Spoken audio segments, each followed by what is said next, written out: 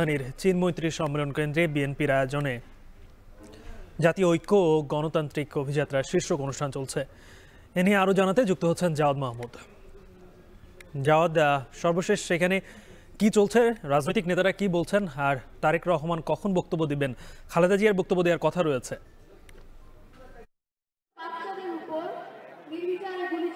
গালিব আনুষ্ঠানিকভাবে ৩টা নাগাদ আদালতের মধ্য দিয়ে এই যে জুলাই অভ্যুত্থানের বর্ষপূর্তি সে উপলক্ষে বিএনপির যে আয়োজন সেটি শুরু হয়েছে চীনমৈত্রী সম্মেলন কেন্দ্রে। এবং এখন এই মুহূর্তে মূলত যারা এই দীর্ঘ ১৬ বছর ধরে রাজনৈতিক আন্দোলনে গুমের শিকার হয়েছেন সেই সকল পরিবারের সদস্যরা এখন কথা বলছেন। এবং এর পরের পর্বে অর্থাৎ যারা এই জুলাই অভ্যুত্থানে যারা শহীদ হয়েছেন, আহত হয়েছেন, তাদের কথা বলার কথা রয়েছে।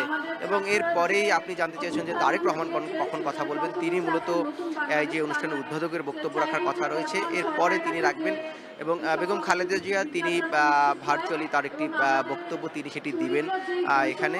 এছাড়া এখানে বিশেষ অতিথি হিসাবে বিএনপির মহাসচিব তিনি রয়েছেন, তিনি কথা বলার কথা রয়েছেন। অর্থাৎ কেন্দ্রীয় নেতারা কিন্তু যে খুব বেশি কথা বলবেন সেটি না। আমরা দেখেছি যে এটি পুরো যে হল ভর্তি রয়েছে, যেই গ্যালারিটি রয়েছে পুরো গ্যালারি ভর্তি। এখানে বিএনপি বিভিন্ন পর্যায়ের নেতাকর্মীরা রয়েছে, শুধু বিএনপি না অন্যান্য দলের নেতাকর্মী রয়েছে, বিশেষ করে জামায়াত, গণ অধিকার পরিষদ, এলডিপি সহ বা অধিকাংশ দলেই আমরা দেখেছি যে এখানে এসেছে। তারা এখানে অতিথি হিসাবে এসেছেন। এবং যেটি বলা হচ্ছে যে যারা আহত এবং শহীদ পরিবার রয়েছে তাদের সাথে আমরা কথা বলেছি, কয়েকটি পরিবারের সাথে। তারা মূলত দুটি বিষয়ে তাদের সাথে কথা বলে জানতে পেরেছি। তারা বলছেন যে বিচার, যদিও অভ্যুত্থানের 1 বছর হয়ে গিয়েছে, এখন পর্যন্ত যে কাঙ্ক্ষিত বা দৃশ্যমান বিচার প্রক্রিয়া তারা দেখতে পাচ্ছেন না, সেটি নিয়ে তারা হতাশা প্রকাশ করছেন। এবং এ নিয়ে বেগম খালেদা জিয়া কোনো বার্তা দিবেন এমনটি তারা প্রত্যাশা করছেন। একই সাথে তারেক রহমান এই বিচার প্রক্রিয়া নিয়ে তাদের কোনো বিষয়ে আশ্বস্ত করবেন এমনটি তারা মনে করছেন, বা তাদের আসলে এমনটি প্রত্যাশা। যদিও এটি সন্ধ্যা নাগাদেই এই অনুষ্ঠানটি শেষ হওয়ার কথা রয়েছে।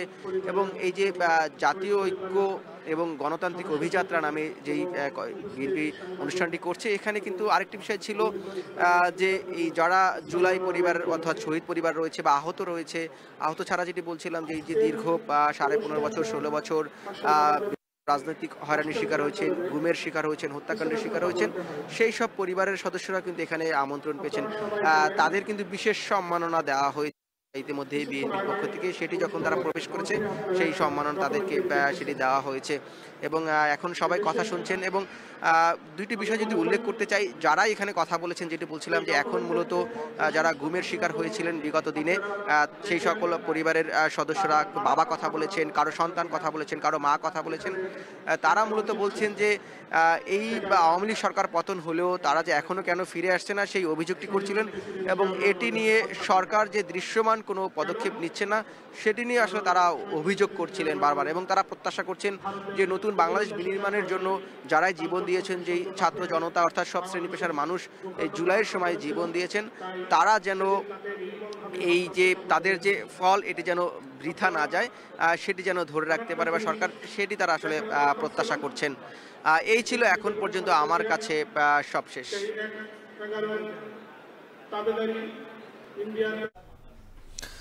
জুলাই আগস্টের গণ অভ্যুত্থানের বর্ষপূর্তি উপলক্ষে বিএনপির কর্মসূচির শেষ খবর জানাচ্ছিলেন সহকর্মী জাওয়াদ মাহমুদ।